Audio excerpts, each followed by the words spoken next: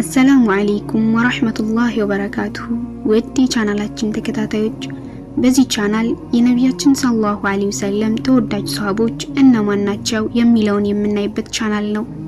ሰብስክራይብ በማድረግ የቻናላችን ቤተሰብ ይሁኑ። በተጨማሪም ላይክ፣ ሼር፣ ኮሜንት በማድረግ የቻናሉ ቤተሰብ እንዲሆኑ በትህትና እንጠይቃለን። አማር ኢብኑ ያሲር ረዲየላሁ ዐንሁ የያሲር ቤተሰቦች ለጀነት መሆናቸው በተጨባጭ ተረጋግጧል።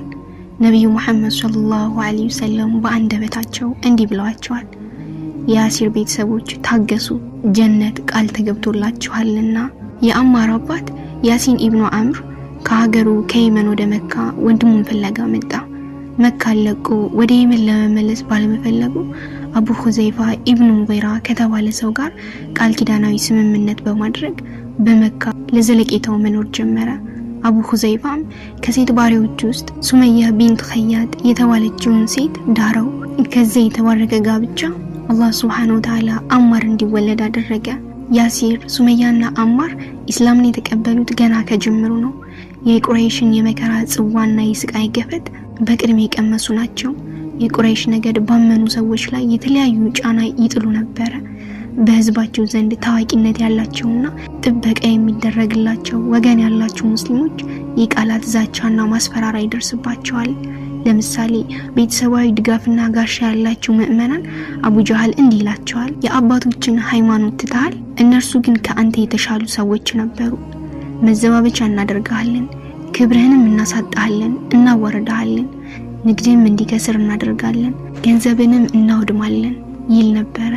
ኢስላምን የተቀበሉ ወገኖች ደካማና ድሆች እንዲሁም ሁነኛ ወዳጅና ዘመድ የሌላቸው ከሆኑ ግን በጠራራ ፀሐይ ባሸዋ ላይ ይጎተታሉ።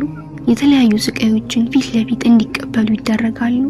የያሲር ቤተሰብ ከዚህ ምድብ ውስጥ የሚመደብ ነው። የሚያሰቃያቸው በኒ መኽዙም በመባል የሚታወቅ ቤተሰብ ነበር። በየዕለቱ መላ ቤተሰቡን ነበልባላዊ በሆነ አሸዋማ በረሃ እንዲወጡ በማድረግ ከፍተኛ እንግልት እንዲደርስባቸው ያደርጉ ነበር። በተለይ አማር እናት ሱመያ ላይ ሴትነቷን ከግንዛቤ ሳይስገባ ኢሰባዊ ድርጊት ተፈጽሞባታል። በዚህ ቅንጭብ ታሪክ ስለርሷ በስፋት የምንጠቅሰው አይኖርም። ለሰው ልጅ ለመጀመሪያም ሆነ ለመጨረሻ ትውልድ ተምሳሌታዊ ተግባር የፈጸመች እንስት ሰማዕት ብቻ መሆኗን ዘክረን እናልፋለን። የእናቶች ሁሉ ፈርጥና ተምሳሌት የሆነች ሴት ናት። የአላህ መልእክተኛ ሰለላሁ ዐለይሂ ወሰለም የያሲር ቤተሰቦች ሰቆቃ በቅርብ የሚያውቁ ቢሆንም ምንም ማድረግ አልቻሉም። ሊከላከሉላቸው የሚያስችል አቅምና ኃይል አልነበራቸውም። አዲሱ ሃይማኖት የኢብራሂም ጎዳና መሐመድ ሰለላሁ ዐለይሂ ወሰለም ያነሱት ባንዲራ ቁንጽል እንቅስቃሴ አይደለም፣ ላመኑ የሰው ልጆች የህይወት ጎዳና ነው። በመሆኑም አማንያን አባ ወንድሞቻቸው የደረሰባቸው ግፍ፣ የከፈሉት መስዋዕትነት ለእነርሱ እንደሚጠብቃቸው አውቀው ጅብዱ ለመፈጸም መዘጋጀት ይኖርባቸዋል።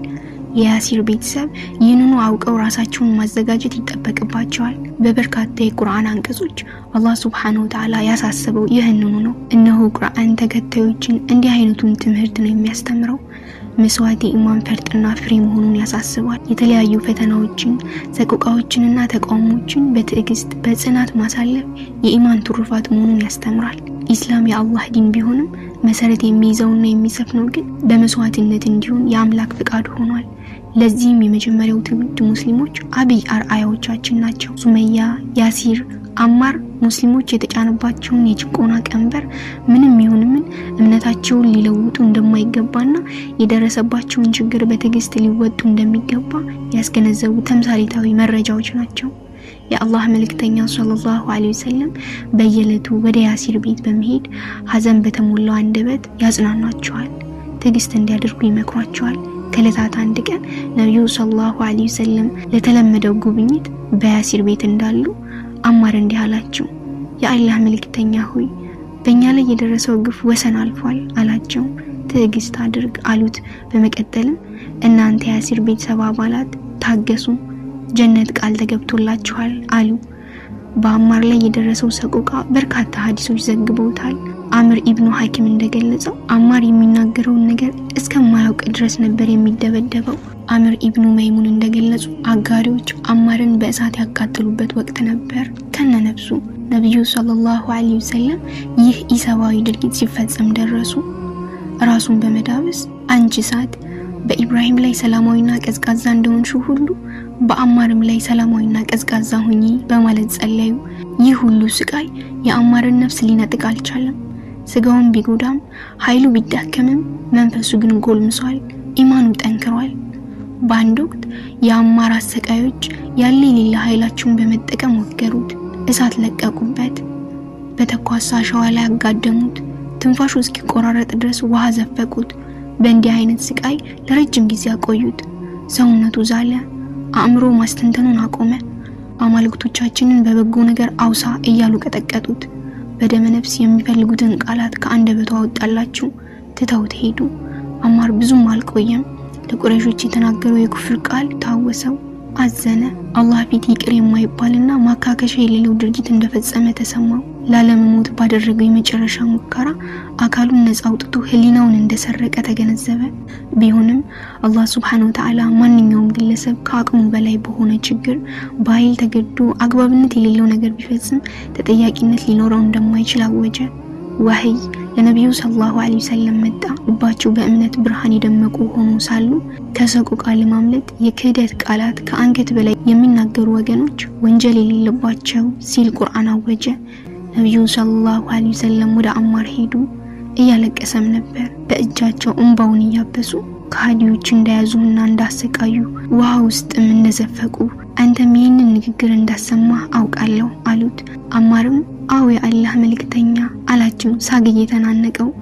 የአላህ መልእክተኛ ሰለላሁ ዐለይሂ ወሰለም አሁንም ከተመለሱ ያልከውን ንግግር አሰማቸው በማለት ቀለዱበት ፈገግ እያሉ። ከዚያም የወረደውን አንቀጽ አነበቡለት። አላሁ ተዓላ በተከበረ የቁርአን አንቀጽ እንደዚህ ይላል፣ ከእምነት በኋላ በአላህ የካደ ሰው ብርቱ ቅጣት አለው። ልቡ በእምነት የረጋ ሆኖ በክህደት ቃል በመናገር የተገደደ ሰው ብቻ ሲቀር ግን ልባቸው በክህደት የከፈቱ ሰዎች በእነሱ ላይ ከአላህ ቁጣ አለባቸው፣ ለእነርሱም ታላቅ ቅጣት አላቸው። አልነህል ቁጥር 106። የአማር ነፍስ ተደሰተች። በአካሉ ላይ የደረሰውን ሰቆቃ ሁሉ ተረሳው። ነፃ ነው። ከእንግዲህ በኋላ ለሚመጣው ነገር ግድ አልነበረውም። የአላህን ቁጣ ነበር የሰጋው። ደብዳቤዎቹም ተስፋ ቆረጡ። ነብዩ መሐመድ ሰለላሁ ዐለይሂ ወሰለም ወደ መዲና ከተሰደዱ በኋላ ሙስሊሞች በከተማይቷ ተረጋግተው መኖር ጀመሩ። ኢስላማዊ ማህበረሰብ ቅርጽ እየያዘ በፍጥነት እየተሟላ መጣ። በዚህ ሙስሊም ማህበረሰብ ውስጥ አማር ኢብኑ ያሲር ጉልህ ቦታ የያዘ ግለሰብ ነው። መልእክተኛው ሰለላሁ ዐለይሂ ወሰለም እጅግ በጣም ይወዱት ነበር። በእምነቱ ጥልቀት ሳቢያ ሌሎች ሰሃቦች ይቀኑበት ነበር። እንዲህ የሚሉ ነበር፣ አማር ስራ አጥንቱ ድረስ በእምነት የተሞላ ነው። በኻሊድ ኢብኑ አልወሊድና በአማር መካከል በአንድ ወቅት ያለመግባባት ተፈጥሮ ነበር።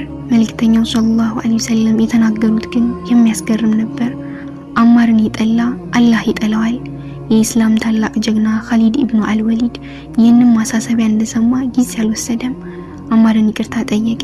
ነብዩ መሐመድ ሰለላሁ ዐለይሂ ወሰለም መዲና እንደገቡ የመጀመሪያ እርምጃቸው መስጊድ መገንባት ነበር። መስጊዱ በሚሰራበት ወቅት አሊ ኢብኑ አቢ ጣሊብ ረዲየላሁ ዐንሁ ወንድሞቻቸውን ለማነቃቃት የሚከተለውን ነሽዳ ያወራርዱ ነበር። ለመስጂድ የሚሰሩ ለውበቱ የሚለፉ ጊዜያቸውን በኢባዳ ከውስጡ የሚያሳልፉ እጅግ ላቁ ከሌሎች ይህ ባህሪ ከሌላቸው ከራቁት ከተገለሉ አቧራው እንዳይነካቸው። አማር ድምጹን ከፍ አድርጎ ይህንን ነሽዳ ያንጎራጎረ ከመስጂድ በአንድ ጎን ይሰራል። አንድ ባልደረባው አማር እርሱን እየተቸ እንደሆነ ተሰማው። እናም የሆነ ነገር ተናግሮ አበሳጨው። በዚህ ክስተት ነብዩ ሰለላሁ ዐለይሂ ወሰለም ተቆጡ። ለመሆኑ ሰዎች አማርን ለምንድን ነው የሚያስቀይሙት? ወደ ጀነት ይጠራቸዋል፣ እነርሱ ደግሞ ወደ እሳት ይጠሩታል።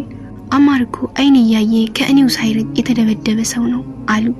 በእርግጥ ነብዩ መሐመድ ሰለላሁ ዐለይሂ ወሰለም እንዲህ የተቆረቆሩለት ሰው በኢማን ጣራ የደረሰና የደመቀ ከፍተኛ መስዋዕትነትን የከፈለ መከራን ያየ መሆን አለበት። አማር እንዲህ አይነት ሰው ነበር። ነብዩ መሐመድ ሰለላሁ ዐለይሂ ወሰለም በተለያየ አጋጣሚ የአማርን ኢማን ታላቅነት ይገልጹ ነበር። በአንድ ወቅት ተከታዮችን እንዲህ በማለት መክረዋል። ከኔ በመቀጠል አቡበከርና ዑመርን ተከተሉ፣ በአማር መመሪያም ተመሩ ብለዋል። ታሪክ ዘጋቢዎች የአማርን ገጽታ እንደሚከተለው አቅርበውታል። አማር ረጅም ሰው ነበር። ደረቱ የሰፋ ትከሻው የከበደ እጅግ በጣም ዝምተኛ ነበር። ሲናገርም እጅግ ባጭሩ ነበር። ይህ ዝምተኛ እውነተኛና የመስዋዕትነት ባለቤት የሆነ ታላቅ ሰው እንዴት ይህንን ህይወቱን አሳለፈው? ከአስተማሪውና ከነብዩ መሐመድ ሰለላሁ ዐለይሂ ወሰለም ጋር ሁሉንም አውደ ውጊያዎች ተካፍሏል። በበድር፣ በኡሁድ፣ በኸንደቅ፣ ተቡክ፣ በሁሉም